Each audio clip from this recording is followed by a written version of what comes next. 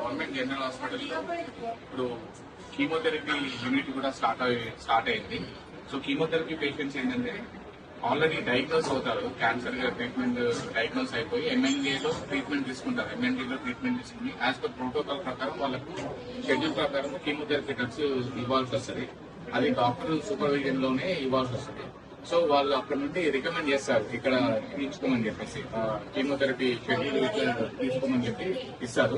ఇక్కడికి వచ్చిన తర్వాత పేషెంట్ యొక్క రొటీన్ బ్లడ్ టెస్ట్ ఇట్లాంటివి చేసి అన్ని నార్మల్ గా ఉంటే వాళ్ళు ఏవైతే ప్రిస్క్రైబ్ చేసినారో వాళ్ళ మెడిసిన్ మేము ఇక్కడ అండర్ డాక్టర్ సూపర్వైజన్ లో ఇంజక్షన్ ఇవ్వడం జరుగుతుంది. అందులో వాళ్ళ వైటల్ స్టేబుల్ అయిన తర్వాత డిశ్చార్జ్ చేయడం జరుగుతుంది.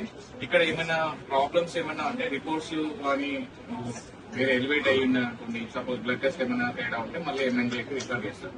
సో ఇది బెనిఫిట్ ఏంటంటే మెయిన్ గా పేషెంట్స్ ప్రతిసారి కీమోథెరపీ కోసం ఎంఎన్డీ క్యాన్సర్ హాస్పిటల్ హైదరాబాద్కి వెళ్లాల్సిన అవసరం లేకుండా వాళ్ళు అక్కడ వన్స్ డయాగ్నోస్ అయిపోయిన తర్వాత for treatment, second treatment, third treatment వాళ్ళ షెడ్యూల్ ప్రకారం మన గవర్నమెంట్ హాస్పిటల్లో తీసుకోవడం జరుగుతుంది. సో వీళ్ళకి ఆర్థికంగా కూడా అటు ట్రాన్స్పోర్ట్ కానీ స్ట్రెస్ కానీ ఏం లేకుండా ఇక్కడే స్టేబుల్ గా ట్రీట్మెంట్ ఇవ్వడానికి అవకాశం ఉంది.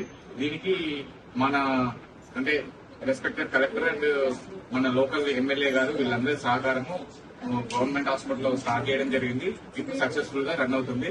దీనికి ఇన్ఛార్జిగా doctor Farid and doctor Irfan and supporting staff organize చేస్తారు.